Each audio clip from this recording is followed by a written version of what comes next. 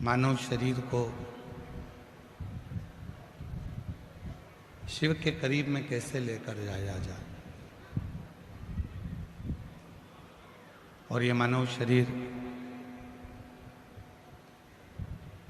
भगवान शंकर की विरल भक्ति कैसे करे।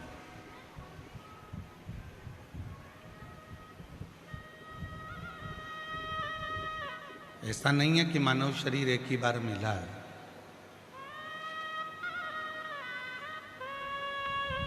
ना जाने कितने कितने जन्म आपके हमारे हो चुके हैं।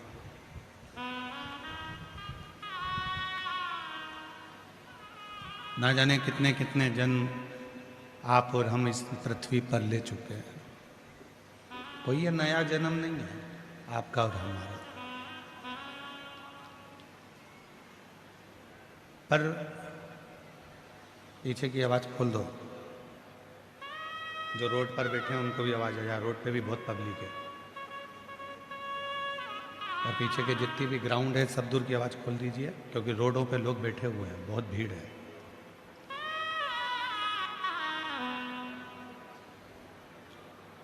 बार बार ये जन्म नहीं होता। जन्म और मृत्यु का जो प्रपंच है इससे छूटना है। फिर जन्म लिया, फिर मर गए, फिर जन्म लिया, फिर मर गए। पुनरपि जननम पुनरपि मरणम के प्रपंच जो है इससे छुटकारा कैसे है,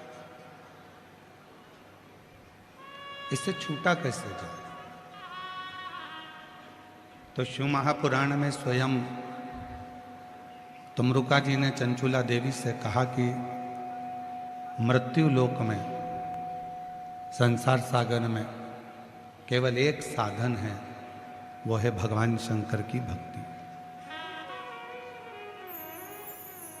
तुमरुका जी कहते हैं चंचुला देवी केवल संसार सागर में एक है, शिव की भक्ति। फिर वो वापिस मृत्यु लोक में जन्म नहीं देती है। शिव अपना बनाकर अपने चरणों में सदा सदा के लिए रख लेते हैं। सदा।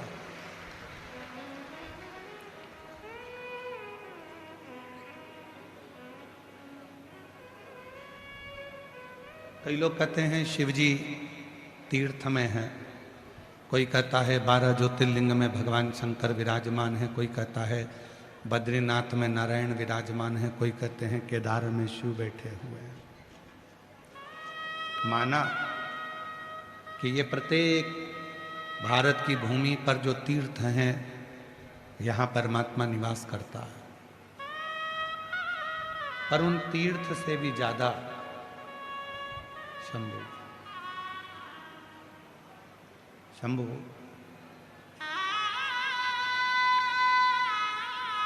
पर उन तीर्थ से भी ज्यादा परमात्मा यदि कहीं निवास करता है तो वो आपके दिल में निवास करता है, आपके हृदय में निवास करता है।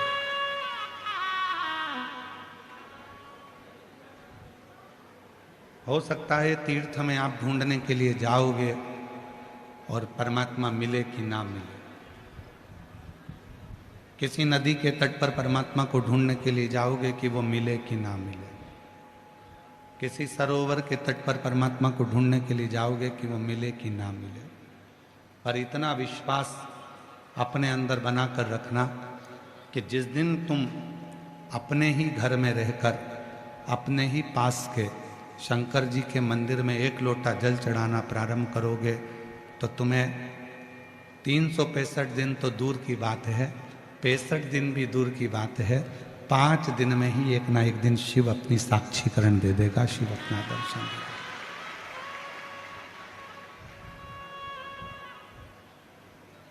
वो असली स्वरूप में मेरा भोले बाबा कभी नहीं आता। मेरा शंकर, तुम सोचो कि अपने स्वरूप में गले में नाक पहनकर, मृगछाला पहनकर, जटा बांधकर, चंद्रमा लगाकर, गंगा सिर पर रखकर आ जाएगा तो नहीं आ सकता, बिल्कुल नहीं है।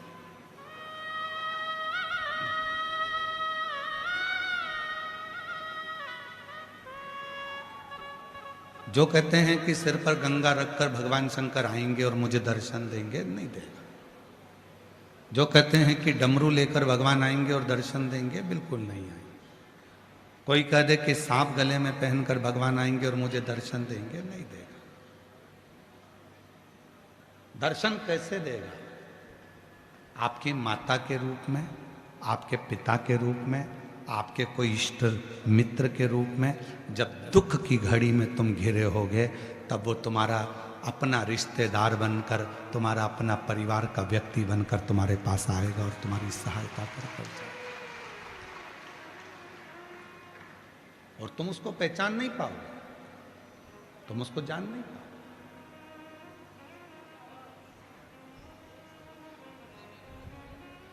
जैसे जीते जी अपने माँ बाप को नहीं पहचान पाते, जैसे जीते जी अपनी पत्नी को, अपने पति को, अपने रिश्तों को नहीं जान पाते, उसी तरह तुम परमात्मा को नहीं पहचान पाते।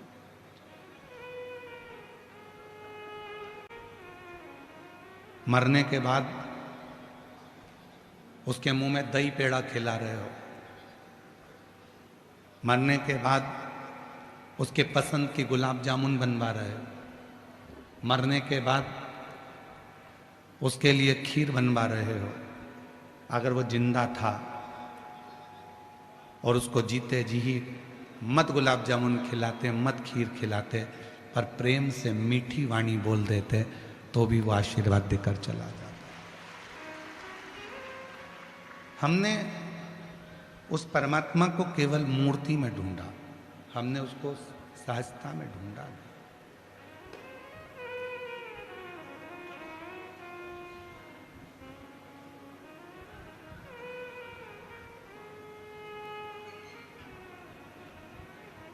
प्रत्येक जीव में, इसलिए शिव महापुराण की कथा कहती है कंकर में शंकर।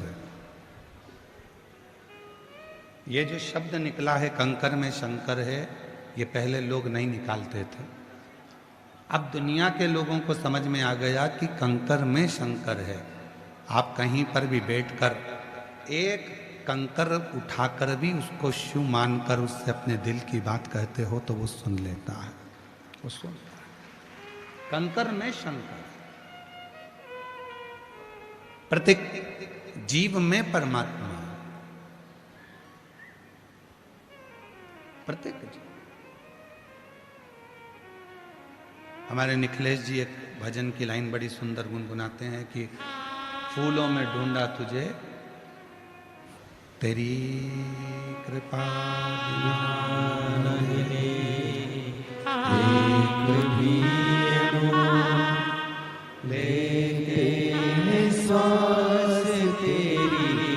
कृपा से भगवान क्या करूं मैं, राखो के ढेका चपटी भभूत में खजाना का। हे गंगाधार मुक्तिदार ओंकार भोले ओंकार तू आयो शरण तिहारी शंभु तारकार तू।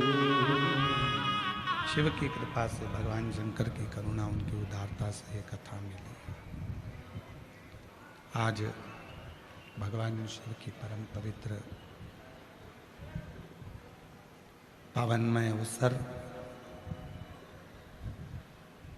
हम जगत में उसको ढूंढ रहे हैं, हम हर जगह पर उसको जाकर ढूंढ रहे हैं, पर उसका ठिकाना तो खुशबू में है, सुगंध में।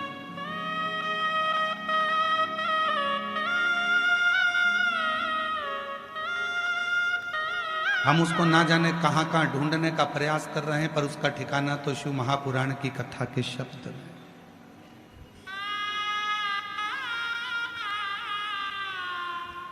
जो लोग सीहोर आते हैं कंकर शंकर की पूजन करने के लिए, रुद्राक्ष लेने के लिए, हम उनसे एक बात कहते हैं, यहां से लेकर जाना तो दिल से लेकर जाना, ये समझकर लेकर जाना कि तुम्हारा शिव तुम्हारे साथ जा रहा और तुम्हारा दुखड़ा हरने के लिए जा रहा, तुम्हारी तकलीफ हरने के लिए जा रहा, तुम्हारा कष्ट हरने के लिए।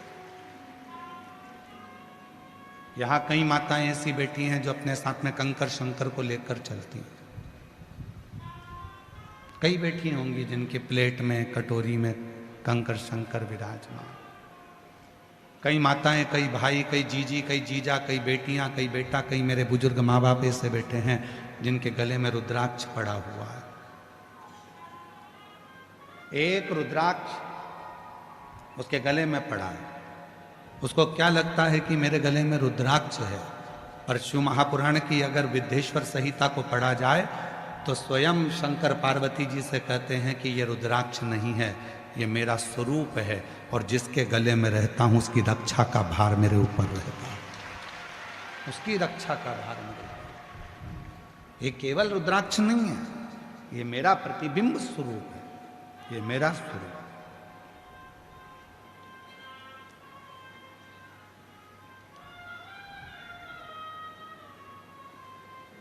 मर गया तो दही पेड़ा खिला रहे हैं, मर गया तो तेरही में लड्डू पेड़ा गुलाब जामुन बनाकर खिला रहे हैं। ठीक नहीं।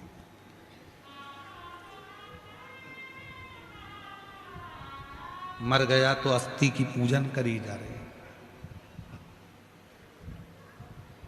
राख को भी पूजा जा रहा है।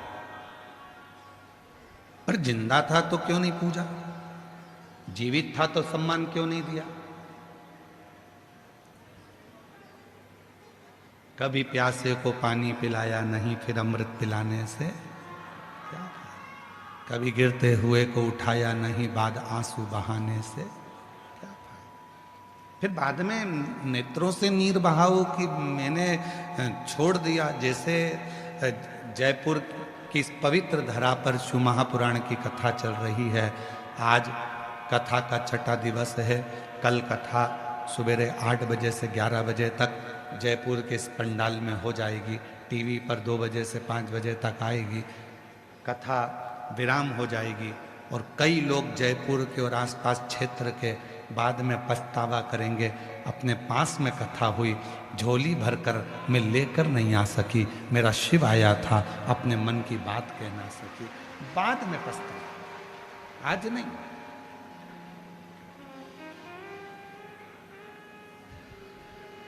अभी तो आप आए हो बाबा से निवेदन करने के लिए, प्रार्थना करने के लिए, विनय करने के लिए, विनती करने के लिए, और उसको अपने दिल की बात करने के लिए, अपने मन का भाव, अपने मन का विचार करने के लिए।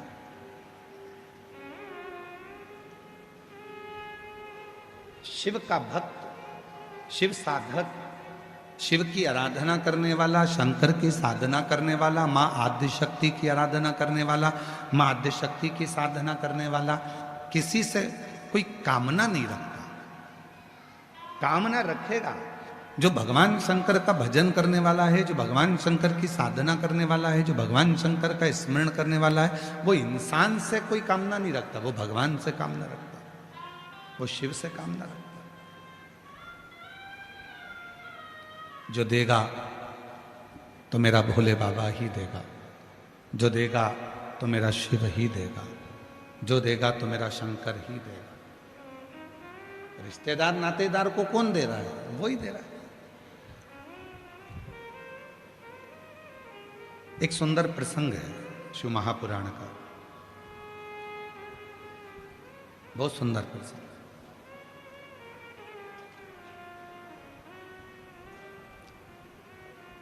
भगवान शिव माता सती को लेकर कुंभज ऋषि के आश्रम में कथा सुनने के लिए गए, कथा श्रवण करने के लिए। कुंभज बाबा के यहाँ जब कथा सुनने के लिए गए और कुंभज ऋषि के यहाँ जब बैठकर कथा श्रवण कर रहे थे तो माँ सती के मन में ये भाव उत्पन्न हो रहा था कि मेरे पति विवाह करने के बाद उनको तो मुझे कहीं घुमाने ले जाना था, कहीं भ्रमण करने ले जाना था, पर मेरे पति मुझे विवाह करने के बाद केवल कथा सुनाने के लिए लेकर आए। जो नियम भगवान शंकर ने सतयुग में प्रारंभ करा था, वो नियम आज तक संसार में चल रहा है। और मुझे उम्मीद है जो नियम मेरे देवादिदेव महादेव ने सतयुग में प्रारंभ करा था, वो आज भी कलयुग में निपटा है, वो भी कलयुग में चलता है, वो भी कलयुग में चल रहा है। और आपके घर पर भी वो नियम चल रहा है। माता सती के साथ शिव जी का विवाह हुआ और माता सती को लेकर शिव जी कथा सुनाने के लिए लेकर गए। आज भी प्रत्येक घर में नियम है, लड़के की शादी होती है, घर में बहू आती है और बहू आने के बाद में उसको सत्यनारायण भगवान की कथा में बिठाया जाता है, कथा सुनवाई जाती है। दोनों बना और बनी को, दोनों दूल्हा दुल्हन को बिठाकर कथा सुनाई। हमारे मध्य प्रदेश में ऐसा नियम है, राजस्थान में है क्या? कथा सुनवाते हैं उनको। जब दोनों दूल्हा दुल्हन आते हैं, घर में शुभ कार्य होता है तो सत्यनारायण जी की कथा, भगवान की कोई कथा, कोई पितरों की पूजन, कोई अनुष्ठान करवाया जाता है जिससे उनको लगे कि हमारे पूर्वजों का ये अनुष्ठान है।